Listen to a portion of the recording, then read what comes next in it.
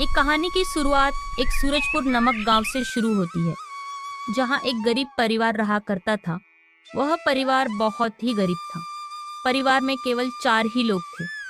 आनंद जो खेतीबाड़ी करते थे, प्रीति जो घर घर जाकर काम करते थे, उनकी लड़की पिंकी, बेटा शामू, दोनों लोग पढ़ाई करते थे। शामू पढ़ने में बहुत तेज था। सूरजपुर गांव में जहां दिसंबर से ही बर्फबारी शुरू हो जाती थी, जनवरी का महीना आते आते ठंड इतनी बढ़ जाती थी कि लोग दिन में भी गर्म कपड़े पहनकर निकलते थे। जहां लोग इतनी ठंड के मौसम में चाय का आनंद लेते थे, वही आनंद अपने खेत में जाकर काम करता था। अरे सुनो, इस साल तो बहुत ही ज्यादा ठंड पड़ रही है। इतनी ठंड में तो खेत भी जाने का मन नहीं करता है। बस मन करता है कि आग के पास बैठे रहो और चाय का आनंद लो। हाँ, बात तो सही है, मगर काम नहीं करेंगे तो बच्चों की स्कूल फीस और घर का खर्चा कहाँ से चलेगा। हाँ, बात तो सही है। शामू बेटा आज स्कूल नहीं गए। पापा ज्यादा ठंड पड़ने के कारण स्कूल की छुट्टी है। अच्छा बेटा, चलो फिर चलते हैं। इतना बोलकर आनंद खेत चला जाता है। अरे बच्चों सुनो, हम भी अब जा रहे हैं काम पर। खाना बनाकर रख दिया है, खा लेना और कहीं बाहर घूमने न जाना, ठीक है? ठीक है माँ। फिर शामू की माँ भी चली जाती है काम पर।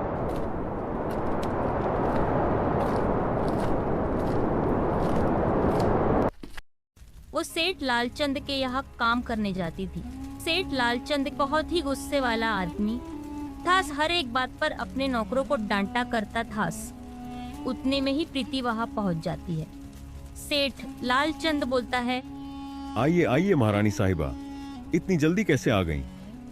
तुम गरीब लोगों को जरा सी डील दो तो तुम लोग उसका फायदा उठाने लगते हो। आज फिर देर।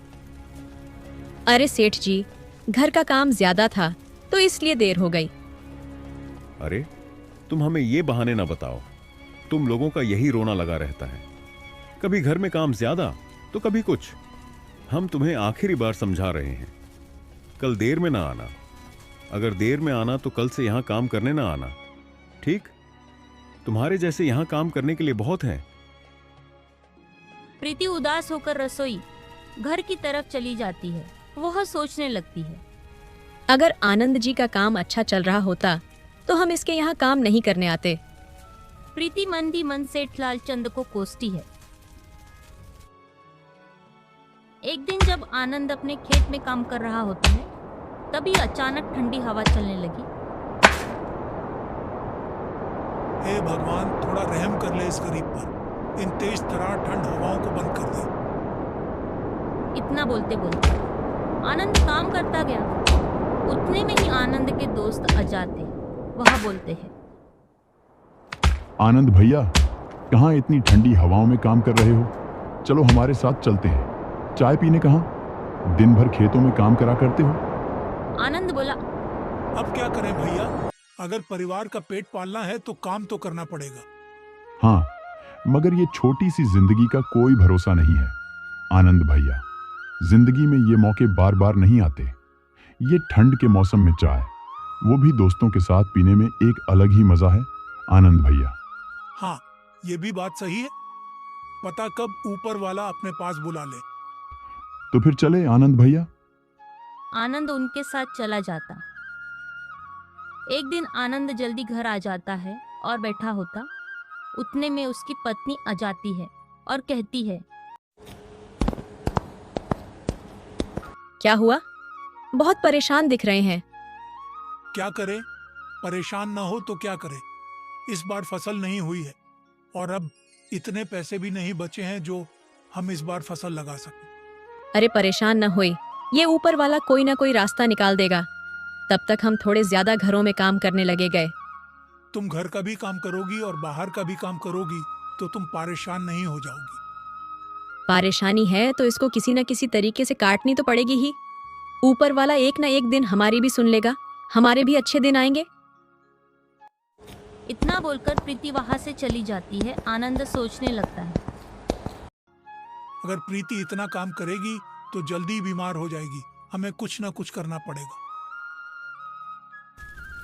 एक दिन जब आनंद बाजार के तरफ जा रहा था, तभी उसके कुछ दोस्त मिलते हैं और आनंद को बुलाते हैं। भैया आओ, इधर बैठो। आनंद बैठता है। क्या हुआ आनंद भैया, बहुत उदास हो? क्या करें भैया, फसल लगाई थी, खराब हो गई। बहुत परेशान हूँ। समझ में नहीं आ रहा है क्या करें। अब इतने पैसे भी नहीं हैं जो हम अगली फसल लगा सकें। आनंद भैया, एक हम सलाह दें जिससे तुम्हारा पैसों का जुगाड़ हो जाएगा। हाँ बताओ भैया। एक सेठ है जो ब्याज पर पैसे देता है, मगर वो घर के या जमीन के पेपर ले लेता है। जब उसे पैसे दे दोगे तो तुम्हें वो जमीन के पेपर लौटा देगा। थोड़ी देर आनंद सोचता है, फिर कहता है, चलो हम घर पर पूछकर बताते हैं। चलो ठीक भैया, बताना जब लेना हो।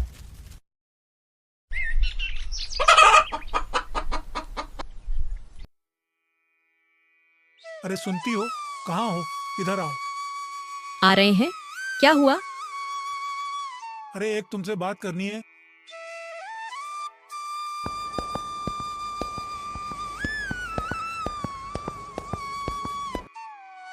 बताइए। एक हमारा दोस्त है, वो कह रहा था कि एक सेठ है जो ब्याज पर पैसे देते हैं, मगर उसके बदले घर के या जमीन के कागज रख लेते हैं। जब पैसे दे दोगे तब कागज वापस देगा। जो आपको सही लगे वो करिए, मगर थोड़ी होशियारी से करिएगा, क्योंकि इन लोगों का कोई भरोसा नहीं है। ठीक है। अगली सुबह आनंद अपने दोस्त के घर जा पहुंचे और आवाज लगाई। मनोहर भैया, ओ मनोहर भैया, कौन? अरे जरा बाहर तो निकलो।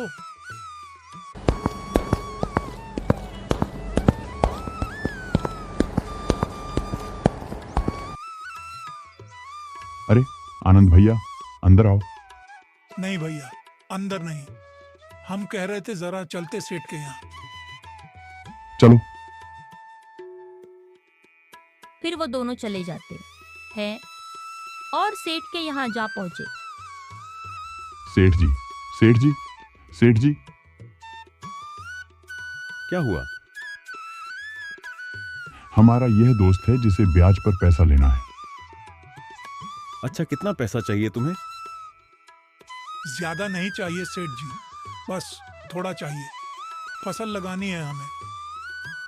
अच्छा, हम ऐसे पैसे नहीं देंगे तुम्हें, अपनी कोई चीज रखनी होगी। हाँ सेठ जी, हमने इसे सारी बात बता दी है।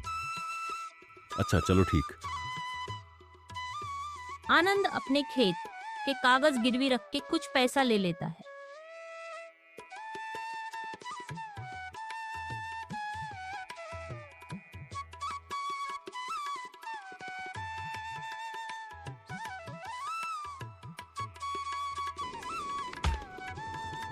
फिर आनंद अपने खेत में दिलो जान से मेहनत करने लगता है, रात दिन एक करता है।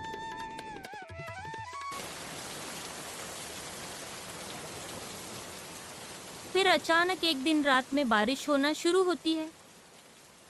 एकदम से आनंद की नींद खुल जाती है। फिर उसे याद आता है, हमने अपने खेत की मेड़ बनाना तो भूल ही गए थे। अगर हमने मेड़ नहीं बनाई तो सारी फसल फिर से खराब हो जाएगी। उतनी ही रात में आनंद ही अपने खेत की तरफ भाग पड़ता है।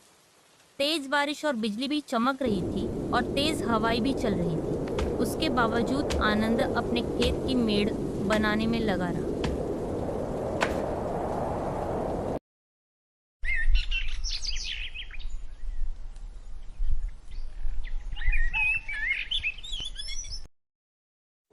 अगली सुबह जब आनंद घर आया तो कपड़े भीगे थे और आनंद कांप रहा था। उतनी में ही उसकी पत्नी आ गई और बोली, आए ये जी, कहाँ चले गए थे? ये कपड़े कैसे भीगे हैं? पहले तुम आग जलाओ, हमें ठंड लग रही है, फिर सब बात बताएंगे। प्रीति ने जल्दी से आग जलाई और फिर आनंद आग के पास बैठा और सब बताने लगा। पता नहीं हमें क्यों अंदर से हमारी कुछ तबीयत सही नहीं लग रही है। तो डॉक्टर के यहाँ दिखा आए ना। हाँ, देखा आएगा।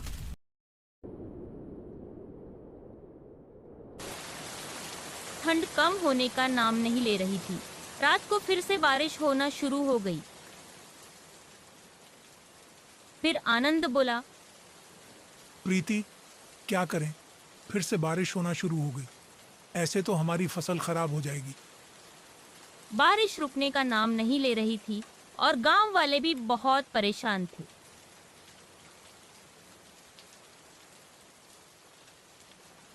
इतनी कड़ाके की ठंड, ऊपर से ये बारिश, ये तो हमारी जान ही ले लेगी।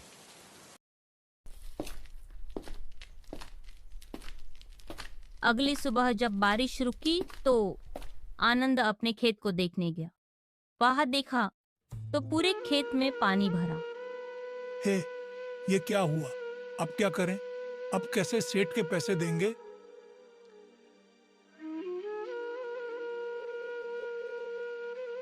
थाक आनंद अब चुपचाप घर चला आया और आकर के बैठ गया। उतने में ही उसकी पत्नी आकर के बोली,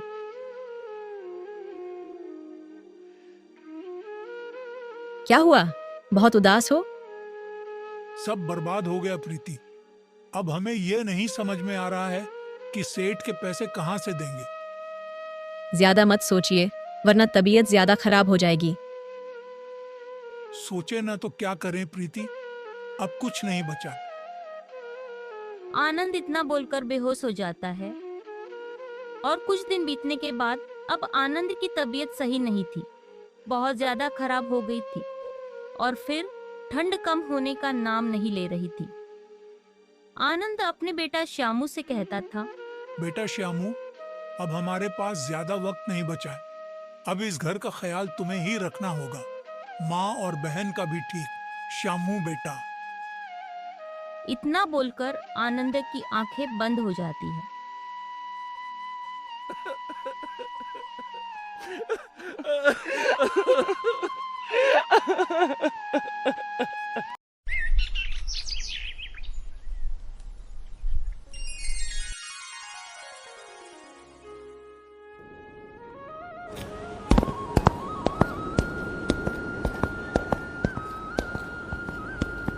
कुछ दिन बाद जब प्रीति सेठ जी के यहाँ काम करने जाती है तो सेठ जी कहते हैं, प्रीति, तुम्हारे पति ने हमसे ब्याज पर पैसे लिए थे, तुम्हें पता है?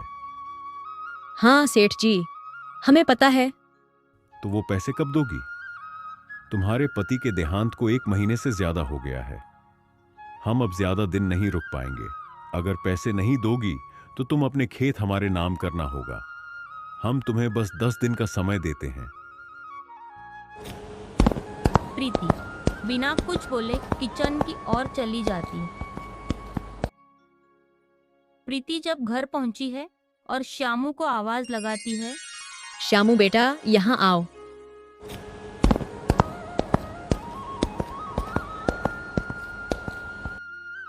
हाँ माँ, क्या हुआ?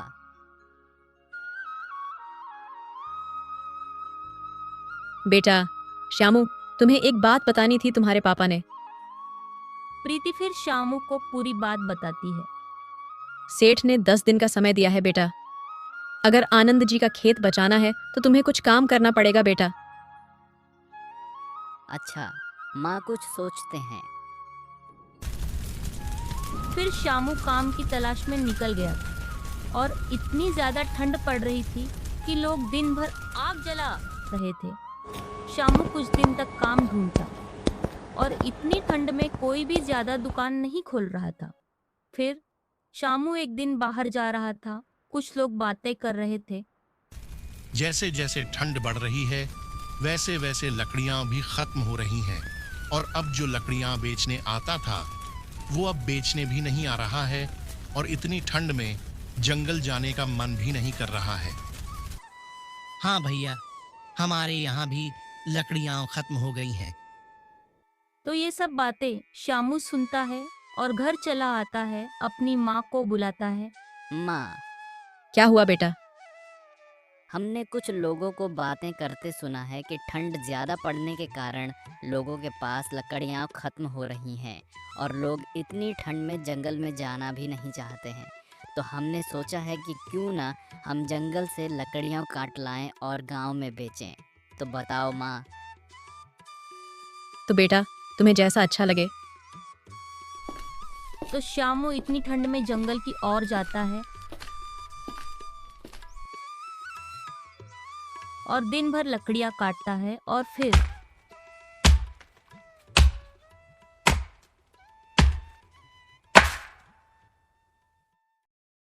लकड़ियां बेचने निकल जाता है।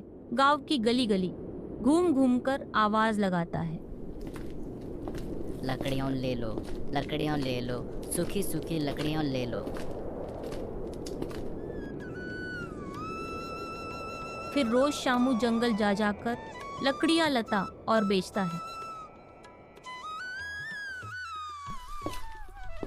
एक दिन सेठ आनंद के घर आ पहुंचता है और तेज तेज से आवाज लगाने लगता है। कोई है? कोई है? प्रीति बाहर निकलकर आती है। क्या हुआ सेठ जी? तुमसे हमने कहा था कि 10 दिन में हमारे पैसे लौटा देना। उतने में ही शामू बाहर निकलकर आता है। क्या हुआ माँ? बेटा, सेठ जी पैसे लेने आए हैं। माँ, जो थोड़े से पैसे रखे हैं हमने फीस के लिए वो ले आओ। मगर बेटा, वो तो तुम्हारी और तुम्हारी बहन की फीस है ना स्कूल की। माँ, तुम ले आओ, सेठ जी को दे दे, वरना ये मानेंगे नहीं। फिर प्रीति पैसे ले आती है और सेठ जी को दे देती है।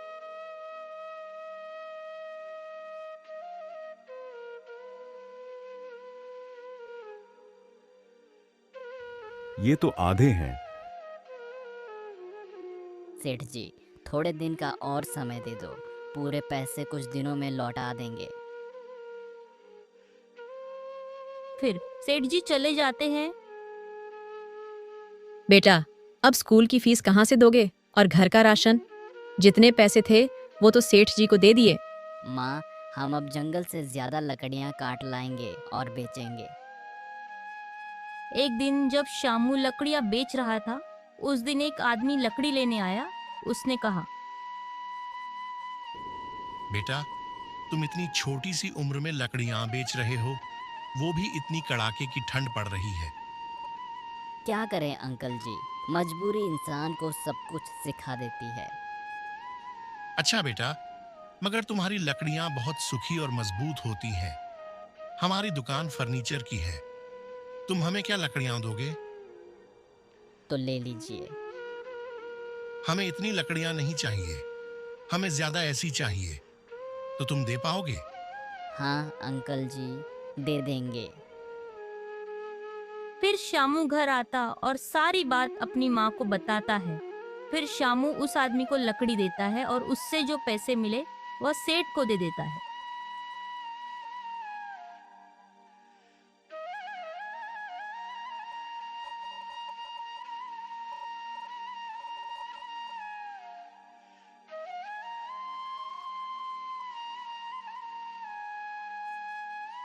और अपने पिताजी के खेत के कागज वापस ले लेता है